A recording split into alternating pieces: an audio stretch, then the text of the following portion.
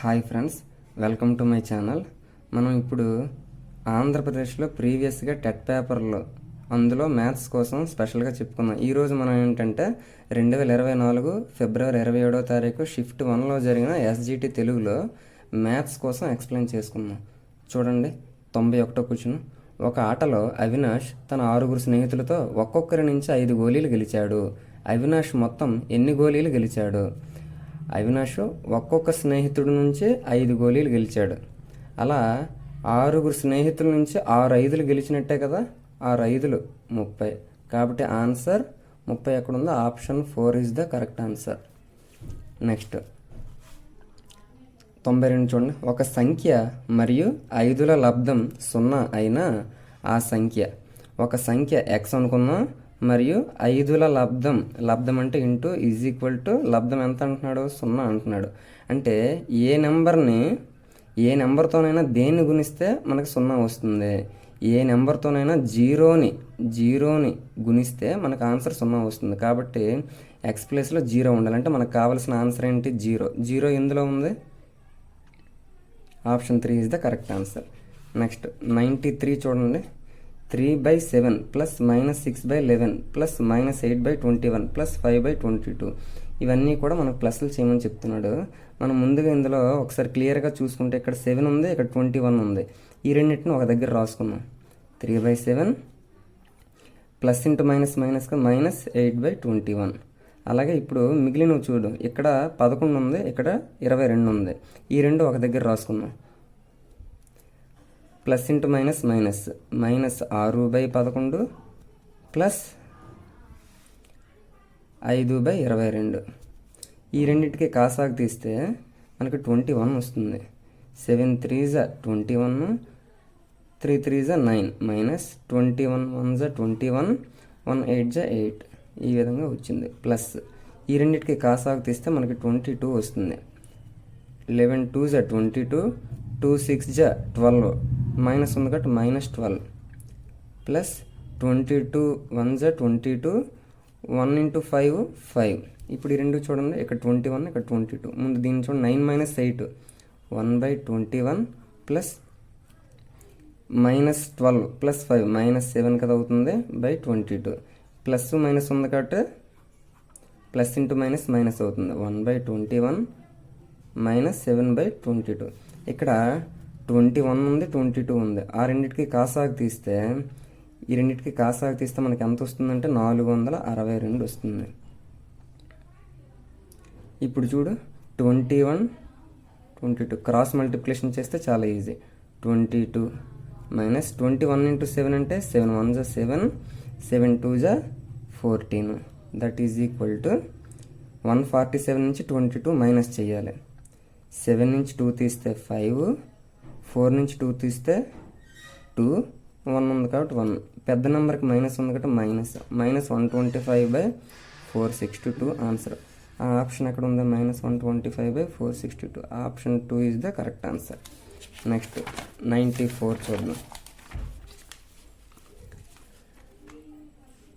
ఒక వ్యాసరచన పోటీలో గెలిచిన వారికి 100 రూపాయలు, గెలవని వారికి 25 రూపాయలు ఇవ్వాలని నిర్వాహకులు నిర్ణయించారు. బహుమతులకై పంచవలసిన మొత్తం 3000 రూపాయలు. పోటీలో మొత్తం పాల్గొన్నవారు 63 మంది. అయితే గెలుపొందిన వారి సంఖ్య ఎంత? సపోజ్ గెలిచిన వారు మనం ఎక్స్ అనుకున్నాం. మరి ఓడిన వారు ఎంతమంది అవుతారు? అంటే 63 - x అవుతారు. ఎందుకనంటే మొత్తం 63 మంది కదా, అందులో గెలిచిన వాళ్ళని ఎక్స్ తీసిస్తే మిగిలిన వాళ్ళందరూ ఓడిన వారే కదా. గెలిచిన వారు ఎక్స్, ఓడిన వారు 63 - x. గెలిచిన వారికి ఎంత ఇస్తామంటున్నారు? 100 రూపీస్. అంటే 100 × x ప్లస్ ఓడిన వారికి ఎంత ఇస్తామంటున్నారు? గెలవని వారికి ఎంత ఇస్తామంటే 25 రూపాయలు ఇస్తున్నారు. మొత్తం కలిపి వాళ్ళ దగ్గర పంచడానికి ఎంత అమౌంట్ ఉంది? 3000 రూపాయలు మాత్రమే ఉంది. కాబట్టి ఇప్పుడు దీన్ని సింప్లిఫికేషన్ చేసి మనం ఎక్స్ కనుక్కుంటే గెలుపొందిన వారు ఎంతమంది తెలిసిపోతుంది. 100 × x 100x ప్లస్ 25 × 63 గుణించాలి. 25 3 75, 5 7, 25 6 150 plus 7 157. Minus 25 into X 25x is equal to 3000. ఇప్పుడు ఎక్స్లు చూడండి, 100 ఎక్స్ల నుంచి 25x మైనస్ చేస్తే 75x ఈజ్ ఈక్వల్ టు 3000. ఈ ప్లస్ 1575 అటువైపు వెళ్తే minus 1575. 75x is equal to 3000 నుంచి 1575 తీయాలి. 3000 నుంచి 1500 తీస్తే 1500 ఉంటుంది. ఇంకొక 75 కూడా తీయాలి కాబట్టి 1425. దాన్ని బట్టి ఎక్స్ ఈజ్ ఈక్వల్ టు ఇక్కడ 75 ఎక్స్ గుణిస్తుంది, అటు వస్తే భాగిస్తుంది 1425/75. ఇప్పుడు ఇది 25తో భాగించవచ్చు. 25 3ల 25 5ల 125. ఇంకెంత మిగిలింది? 17 మిగిలింది. 17 5 175. 175 అంటే 25 7ల 25 7ల మొత్తం ఇక్కడ ఎంత ఉంది? 57/3. 3 1ల 3 19ల. Therefore X is equal to 19. అంటే మనం ఎక్స్ అనుకున్న దేనికి? గెలిచిన వారిదే కదా అనుకున్నాం, కాబట్టి గెలుపొందిన వారిదే కదా అడిగాడు. గెలుపొందిన వారు ఎంతమంది అంటే 19 మంది. Option 3 is the correct. Next 95. 5 cube minus 3 cube విలువ ఎంత అని అంటున్నాడు. 5 క్యూబ్ అంటే 125. 3 క్యూబ్ అంటే 27. మైనస్ అన్నాడు కదా, మైనస్ చేద్దాం. 5లో నుంచి 7 తీయలేము. 50 నుంచి 7 తీస్తే 8. ఇక్కడ 1 ఉంటుంది. 1లో నుంచి 2 తీయాలి. 11 నుంచి 2 తీస్తే 9. 98. Option 2 is the correct answer. Next 24 మంది బాలికలు 16 మంది బాలురు విహారయాత్రకు వెళ్ళారు. అయినా బాలికల బాలుర నిష్పత్తి ఎంత? బాలికలేమో 24, బాలురు మనకు అడిగిన నిష్పత్తి ప్రకారంగా తీసుకోవాలి. కన్ఫ్యూజ్ చేసేయడానికి బాలురు బాలికలను రివర్స్లో కూడా అడగచ్చు. మనకు ఫస్ట్ బాలికలు అడిగేటప్పుడు బాలికలు ఎంతమంది? 24 మంది. బాలురు ఎంతమంది? 16 మంది. నిష్పత్తి అన్నాడు కదా, 8 3ల 8. దేర్ఫోర్ 3:2. 3:2 ఎక్కడ ఉంది? Option 2 is the correct answer. Next 97. 5/4ను శాతంగా మార్చిన. ఎప్పుడైనా ఒక భిన్నం ఇచ్చి శాతంగా మార్చమన్నాడు అంటే ఇంటూ 100 చెయ్యాలి. 5/4 ఇంటూ శాతంగా మార్చమన్నాడు అంటే ఇంటూ 100 చెయ్యాలి కదా.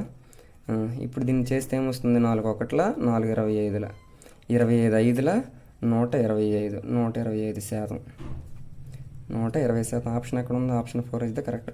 ఒక్కొక్కసారి మనకు పర్సంటేజ్ ఇచ్చి భిన్నం అడుగుతాడు, అప్పుడు ఏం చేయాలి? బై 100 చేయాలి. సపోజ్ ఇక్కడ 125%ని భిన్నంలోకి మార్చండి అని అడిగాడు అనుకోండి, అప్పుడు 125 ఇంటూ పర్సెంట్ని భిన్నంలోకి మార్చమంటున్నాడు కాబట్టి బై 100 చెయ్యాలి. అప్పుడు 25 4ల 25 5ల మనకేమొచ్చింది? ఇచ్చిన క్వశ్చన్ ప్రకారంగా 5/4 వచ్చింది కదా. ఆ విధంగా భిన్నం ఇచ్చి శాతంలోకి మార్చమంటే ఇంటూ 100 చెయ్యాలి, శాతం ఇచ్చి భిన్నంలోకి మార్చమంటే బై 100 చెయ్యాలి. అప్పుడు మనం ఆడేమడిగినా చెయ్యొచ్చు. నెక్స్ట్ 98 చూడండి. ఒక దుకాణంలో ఒక జత స్కేటింగ్ బూట్ల ఖరీదు 450 రూపాయలు. దానిపై 5% అమ్మకపు పన్ను విధించిన చెల్లించవలసిన బిల్లు మొత్తం.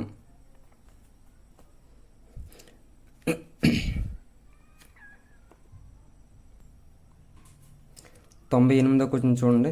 ఒక దుకాణంలో ఒక జత స్కేటింగ్ బూట్ల ఖరీదు 450 రూపాయలు. దానిపై 5% అమ్మకపు పన్ను విధించిన చెల్లించవలసిన బిల్లు మొత్తము. ఇదేంటంటే మనకి ఏదైతే బూట్ల ఖరీదు ఇచ్చాడో 450, అది ఆల్రెడీ అందులో అమ్మకపు పన్ను ఇంక్లూడ్ అయ్యి ఉంది, అంటే ఇది 100% అవుతుంది. మనకి 5% అమ్మకపు పన్ను విధించిన అంటే 5% అమ్మకపు పన్ను అనేది తీసిస్తే అప్పుడు మనకి ఆ బూట్ల తాలూకా రియల్గా అసలైన ఖరీదు వస్తుంది. అంటే 5% 450లో 5% తీసిస్తే మిగిలిందే మనకు ఆన్సర్ అవుతుంది. ఈ 450లో 5% ఏ విధంగా కనిపెడతామంటే 450లో 10% ఏమో 45, మనకు 5% అడిగంటే 45లో సగం అడిగాడు కదా. 45లో సగం అంటే 22.5 కదా, అంటే 22.5 తీసివ్వాలి. 450లో నుంచి 22.5 తీసిస్తే 420. 450లో నుంచి 22.5 తీసివ్వాలి. 450 నుంచి 22.5 తీస్తే ఎంత? 427.50. ఇది మన answer. Option 1 is the correct.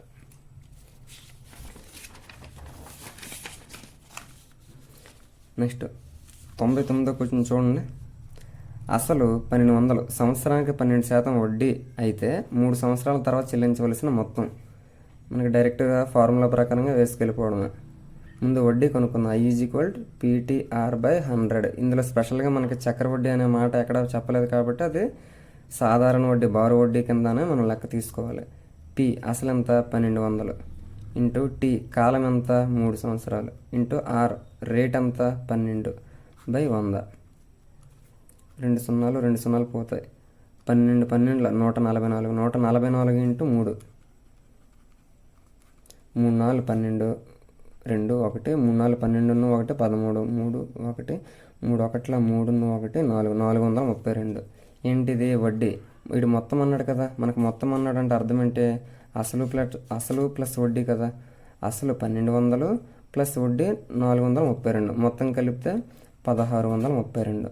1632 రూపాయలు. ఆప్షన్ ఎక్కడ ఉంది? Option 2 is the correct answer.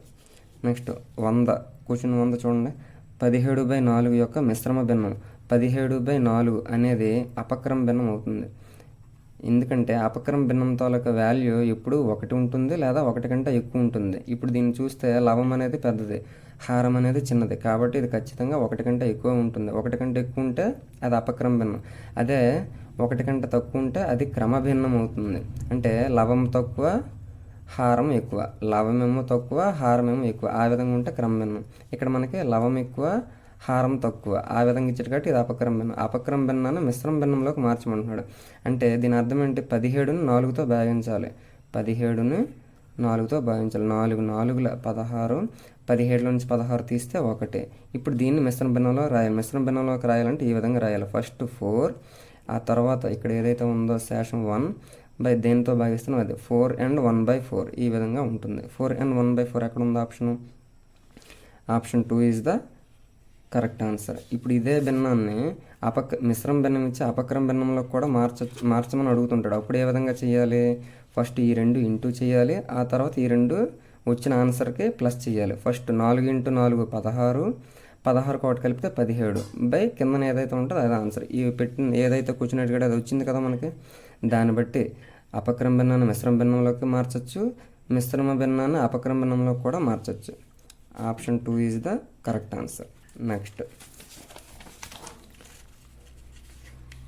101 చూడండి. ఒక బ్యాట్స్మెన్ 6 ఇన్నింగ్స్లలో చేసిన పరుగుల సంఖ్య కింద ఇవ్వబడింది. ఏంటి? 45, 76, 25, 27, 18, 55. అతను చేసిన పరుగుల సగటు ఎంత? సగటు అంటే ఏంటి? సగటు అంటే రాసుల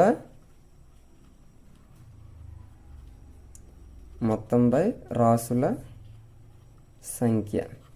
రాసుల మొత్తం అంటే ఏంటి? ఇవన్నీ ప్లస్ చేయాలి. ఇవన్నీ ఇక్కడ మనం ప్లస్ చేసేద్దాం. ఫస్ట్ 45, 55 ఈ 2 ప్లస్ చేస్తే 100 వస్తుంది. ఈ 2 ప్లస్లు అయిపోయాయి. నెక్స్ట్ ఇంకేమున్నాయి? 27, 18. 27, 18 ప్లస్ చేస్తే 45, అంటే ఈ 2 కూడా అయిపోయాయి 45. నెక్స్ట్ ఇంకేం మిగిలింది? 70, 25 మిగిలింది. 25, 76. చూడండి ఒకసారి. 5 5 10, 10 6 16, 6 1, 4 2 6, 6 7 13, 1 14, 4 1 1 1 2 246. రాసుల సంఖ్య అంటే ఎన్ని రాసులు? 1 2 3 4 5 6. 6 ఇన్నింగ్స్లు కదా, కాబట్టి 6 అంటే 246ను 6తో భాగించాలి. 6 1 6 4 24. ఇంక ఇక్కడ 6 ఉంది కదా, 6 1 6 ఎంత వచ్చింది? 41 వచ్చింది. మనకి 41 అనేది క్వశ్చన్లో ఆప్షన్స్లో ఎక్కడ ఇచ్చాడు?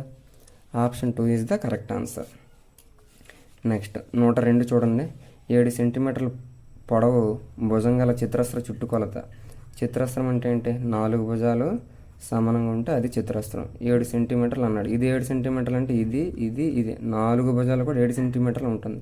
ఇది అడిగింది ఏంటి మనకి? చుట్టుకొలత. చుట్టుకొలత అంటే 4 భుజాల పొడవులో కలపడమే చుట్టుకొలత.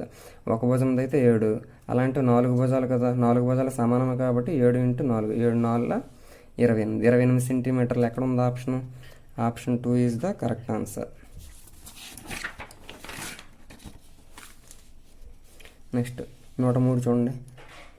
4 లంబ కోణాలు కలిగిన ఒక రాంబస్ని ఏమంటారు? రాంబస్ అంటే యాక్చువల్గా 4 భుజాలు సమానంగా ఉంటాయి, కానీ 4 భుజాలు సమానంగా ఉంటాయి కానీ ఇక్కడ ఏర్పడే కోణం అనేది లంబకోణం ఉండదు. ఇక్కడ ఏర్పడే కోణం అనేది లంబకోణం ఉండదు. ఈ ఒక్క తేడాయే చతురస్రానికి రాంబస్కి తేడా. ఇక్కడ 4 భుజాలు సమానంగా ఉంటాయి, ప్రతి కోణం కూడా 90 డిగ్రీలు ఉంటుంది. ఇక్కడ రాంబస్లో 4 భుజాలు సమానంగా ఉంటాయి, కానీ ప్రతి కోణం 90 డిగ్రీలు ఉండాలనే రూల్ లేదు. అదే రాంబస్ వీడు కూర్చుని ఏమడిగాడు, 4 లంబ కోణాలు కలిగిన ఒక రాంబస్ను. ఇది రాంబస్. ఈ ప్రతి దాని దగ్గర 4 లంబ కోణాలు అయ్యిందంటే అది ఆటోమేటిక్గా ఏ విధంగా మారిపోద్ది? చతురస్రంగా మారిపోద్ది. కాబట్టి ఆప్షన్ చతురస్రం ఇక్కడ option 3 is the correct answer. Next 104. దీర్ఘగణమునకు గల మొత్తం తలముల సంఖ్య. దీర్ఘగణం అంటే ఏ విధంగా ఉంటుంది?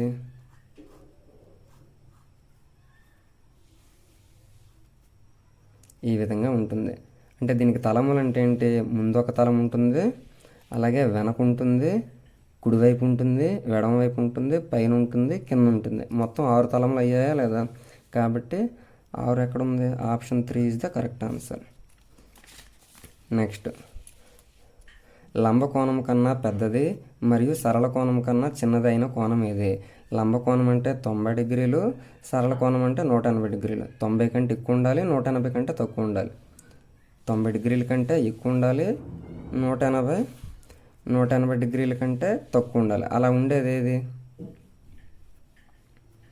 ఉండేది ఏదంటే మధ్యలో ఉండే అధిక కోణం.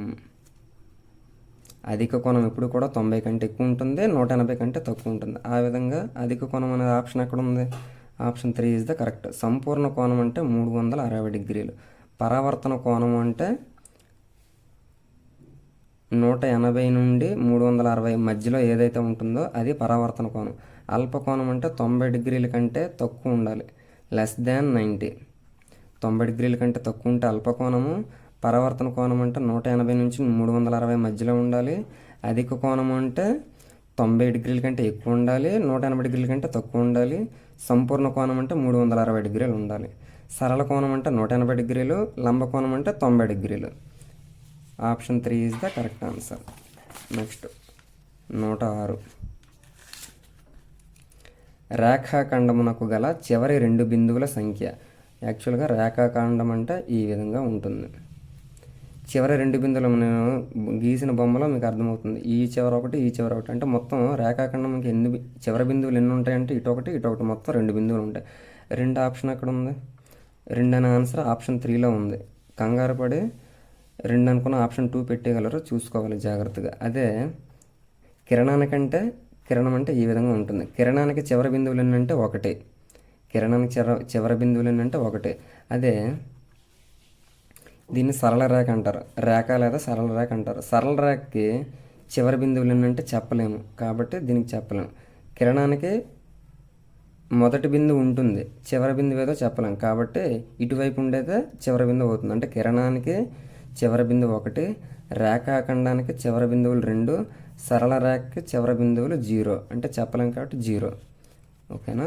నెక్స్ట్ 107. క్యాడెట్లు పరేడ్లో కవాతు చేస్తున్నారు. ఒక అడ్డు వరుసకు 5 మంది క్యాడెట్లు ఉన్నారు. అడ్డు వరుసల సంఖ్యను బట్టి క్యాడెట్ల సంఖ్యను కనుగొనే నియమం. అంటే సూత్రం కనుగొమంటున్నాడు. ఒక అడ్డు వరుసలో 5 ఉన్నారని అంటున్నాడు. అదే ఇంకొక అడ్డు వరుసలో ఇంకొక 5 ఉంటారు, ఇంకొక అడ్డు వరుసలో ఇంకొక 5 ఉంటారు. ఆ విధంగా అడ్డు వరుసలు పెంచుకుంటూ వెళ్తే 5 తాలూకా గుణిజం వస్తుందా లేదా? సపోజ్ అక్కడ అడ్డు వరుసలు 2 ఉన్నాయనుకో, 5 2 10 మంది అవుతారు. అక్కడ అడ్డు వరుసలు 3 ఉన్నాయనుకో, 5 3 15 అవుతారు. అంటే ఆ విధంగా ఏమర్థమవుతుంది నీకు? ప్రతి వరుసలో 5 ఉన్నారు. అలాంటి వరుసలు n ఉన్నాయనుకో, 5n అవుతుందా లేదా? అంటే 2 వరుసలు అనుకో, 5 2 10, 3 వరుసలు అనుకో, 5 3 15, 4 వరుసలు అనుకో, 5 4 20 మంది ఉంటారు. ఆ విధంగా దీన్ని బట్టి సూత్రం ఏం కనిపెట్టావు? 5n కనిపెట్టావు. 107 5n ఎక్కడ ఉందా? Option 2 is the correct answer. Next 108. 10x² minus 18x³ plus 14x⁴ కారణాంక విభజన చేయగా. ఇందులో ఒకసారి క్లియర్గా అబ్జర్వేషన్ చేస్తే ఇక్కడ x² x³ x⁴.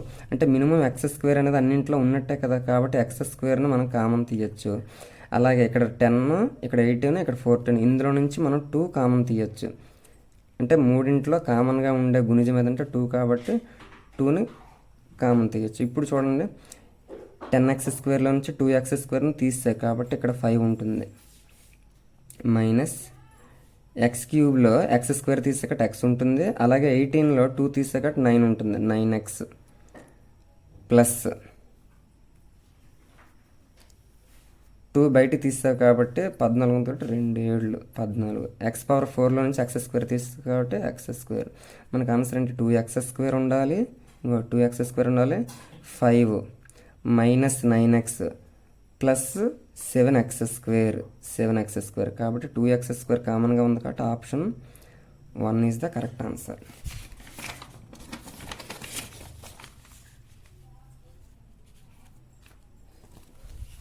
నెక్స్ట్ చూడండి friends, 109 2 power 5 divided by 2 power 8 whole power 5 into 2 power minus 5. దీన్ని ఏ విధంగా అంటే ఫస్ట్ లోపల బ్రాకెట్ లోపల ఏదైతే ఉందో దాన్ని మనం ముందు విడదీసుకుందాం. ఇది ఏ విధంగా ఉంది? A power M by A power N ఈ విధంగా ఉంది కాబట్టి ఇదేమవుతుంది? ఏ పవర్ ఎం మైనస్ ఎన్గా రాసుకోవచ్చు. కాబట్టి 2 పవర్ 5 మైనస్ 8 లోపల ఉన్నదాన్ని ముందు నేను చేస్తున్నాను కాబట్టి ఏమొస్తుంది? 2 పవర్ మైనస్ 3 వస్తుంది. అంటే లోపల దాన్ని మనం ఏదైతే లోపల ఉందో దాన్ని చేస్తే మనకి ఏమొచ్చింది? 2 పవర్ మైనస్ 3. దానికి మరి హోల్ పవర్ 5 ఉంది కదా, హోల్ పవర్ 5 ఉంది కాబట్టి 5 పెట్టాను. ఇది ఏ విధంగా ఉంది? ఏ విధంగా ఉంది? A power M whole power N ఈ విధంగా ఉంటుందని ఏమని రాస్తాం? ఏ పవర్ ఎంఎన్. కాబట్టి ఆ రకంగా ఈ రెండు కూడా గుణించాలా లేదా? 2 పవర్ 5 3 15 కాబట్టి మైనస్ 15. దీని అంతటినీ చేస్తే మనకి 2 పవర్ మైనస్ 15 వచ్చింది. ఇంటూ ఇక్కడ ఇంకా ఏమి ఇచ్చాడు? 2 పవర్ మైనస్ 5 ఇచ్చాడు. ఇప్పుడు ఇందులోనూ కూడా మనకి ఇంకొక ఫార్ములా ఉంది, A power M into A power ఎన్. అది రెండు భూములు సమానంగా ఉండి ఇంటూ చేసుకుంటే ఘాతాంకాలు డైరెక్ట్గా కలపాలి. ఏ పవర్ ఎం ప్లస్ ఎన్ ఆ విధంగా చూసుకుంటే 2 పవర్ మైనస్ 15 ప్లస్ మైనస్ 5 కాబట్టి 2 పవర్ మైనస్ 15 మైనస్ 5 మైనస్ 20 అవుతుంది. 2 పవర్ మైనస్ 20. ఒకవేళ ఈ విధంగా ఆప్షన్ ఇచ్చాడు కాబట్టి ఆప్షన్ 2 పెట్టాం. ఒకవేళ అలా ఇవ్వకుండా 1/2 పవర్ 20 అంటే మైనస్ పోవాలంటే 1/2 పవర్ 20 అవుతుంది. ఇది ఇచ్చిన రైట్ అవుతుంది. నెక్స్ట్ 110 చూడండి. టీ యొక్క 3/4 వంతులు 15 దాన్ని సమీకరణ రూపంలో రాయమంటున్నాడు. మనం అక్కడ ఉన్న మాటని సమీకరణ రూపంలో రాయొచ్చు. టీ యొక్క 3/4 వంతులు 3/4 వంతులు ఎంత అంటున్నాడు? 15 అంటున్నాడు. T into 3/4 is equal to 15. T into 3/4 is equal to 15. ఈ విధంగా రాసిన సమీకరణం ఇందులో ఎక్కడ ఉంది? Option 2 is the correct answer. Next 111 700 సెంటీమీటర్లను మీటర్లలోకి మార్చిన 1 మీటర్కి 100 సెంటీమీటర్లు. మరి ఆ విధంగా 700 సెంటీమీటర్లు అన్నాడంటే 7 మీటర్లు అయినట్టే కదా. 7 మీటర్లకు 700 సెంటీమీటర్లు అవుతుందా కదా? 7 మీటర్లు. అలాగే ప్రతి 100 సెంటీమీటర్లకు 1 మీటర్ కాబట్టి ఇక్కడ 3 సెంటీమీటర్లు ఎక్స్ట్రా ఇచ్చాడు 700 కంటే కాబట్టి 0.03 7.03 మీటర్స్ అవుతుంది 700 సెంటీమీటర్లు అంటే. 7.03 ఎక్కడ ఉంది? Option 2 is the correct answer. Next 112 చూడండి. 1 గంట 12 నిమిషాలు 10 సెకండ్లను సెకండ్లలోకి మార్చండి. అంటే అన్నింటినీ సెకండ్లలోకి మార్చమంటున్నాడు. ఫస్ట్ 1 గంట అంటే 60 నిమిషాలు. 60 నిమిషాలు 1 నిమిషానికి 60 సెకండ్లు కాబట్టి 60 నిమిషాలని సెకండ్స్లోకి మార్చాలంటే 60 × 60 3600 సెకండ్లు. అలాగే ఇప్పుడు ఇంకా 12 నిమిషాలు ఇచ్చాడు. 12 నిమిషాలకి 12 60 సెకండ్లు కదా. 12 6 72 720 సెకండ్లు. అలా ఇంకా ఎక్స్ట్రాగా 10 సెకండ్లు కూడా ఇచ్చాడు. ఇంకొక 10 ఇవన్నీ కలిపితే అవన్నీ సెకండ్స్లోకి మారిపోయినట్టే. 0 2 1 3 6 7 13 1 3 1 4 4330 4330 ఆప్షన్స్లో ఎక్కడ ఉంది? Option 3 is the correct answer. Next 113 ఘన పరిమాణం 625 సెంటీమీటర్ క్యూబ్ మరియు ఎత్తు 25 సెంటీమీటర్లు కలిగిన దీర్ఘఘనం భూ వైశాల్యం కనుగొనండి. దీర్ఘఘనం తాలూకా ఘనపరిమాణానికి సూత్రం ఏంటి? L × B × H పొడవు ఇంటూ వెడల్పు ఇంటూ ఎత్తు ఈజ్ ఈక్వల్ టు వాడిచ్చిందంతా 625 సెంటీమీటర్ క్యూబ్ వాడిచ్చాడు. అందులో ఆడే ఏమిచ్చాడు? ఎత్తు ఇచ్చాడు అంటే హైట్ ఇచ్చాడు 25. మనకేం అడుగుతున్నాడు? దీర్ఘనం భూ వైశాల్యం అడుగుతున్నాడు. వైశాల్యానికి సూత్రం ఏంటి? L into B. మనకి ఇది కావాలి అంటున్నాడు, ఎక్స్ట్రాగా ఎత్తిచ్చాడు, అలాగే ఘనపరిమాణం ఇస్తాడు. కాబట్టి దీన్ని బట్టి ఎల్ ఇంటూ బి కనుక్కోగలం కదా. భూ వైశాల్యం ఈ 25 ఇక్కడ గుణిస్తుంది, అటువైపు వస్తే భాగిస్తుంది. కాబట్టి 625/25. 25 ఒకట్ల 25 25ల L into B is equal to 25 centimetre square. వైశాల్యానికి ఎప్పుడు స్క్వేరు చదరపు యూనిట్లనే ఉంటుంది. 25 అనేది ఎక్కడుంది? Option 2 is the correct answer. Next 114. 28 సెంటీమీటర్లు వ్యాసము గల వృత్తం యొక్క వృత్త పరిధి. వృత్త పరిధికి సూత్రం ఏంటి? C is equal to 2πr. 2 into pi అంటే 22/7. ఆర్ అంటే ఇది ఆర్ అంటే మనకి వ్యాసార్థం. వ్యాసార్థం అనేది వ్యాసంలో సగం ఉంటుంది. మనకు అక్కడ వ్యాసం ఇచ్చాడు 28లో సగం, కాబట్టి 14 వస్తుంది వ్యాసార్థం. ఇక్కడ ఆర్ అంటే వ్యాసార్థం కాబట్టి 14 వేయాలి. 7 ఒకట్ల 7 రెళ్ళ 2 రెళ్ళ 4, 22 4ల 88 సెంటీమీటర్లు. ఆప్షన్స్లో ఎక్కడ ఉంది? Option 4 is the correct answer. ఈ విధంగా మనం ప్రతి పేపర్ని ఎక్స్ప్లెయిన్ చేసుకుంటూ వెళ్దాం. నేను చెప్పింది బాగా నచ్చితే నన్ను లైక్ చేయండి, నా ఛానల్ సబ్స్క్రైబ్ చేయండి. ఇంకా ఏవైనా సూచనలు సలహాలు నాకు ఇవ్వాలనుకుంటే కామెంట్ చేయండి తప్పకుండా. Thank you friends.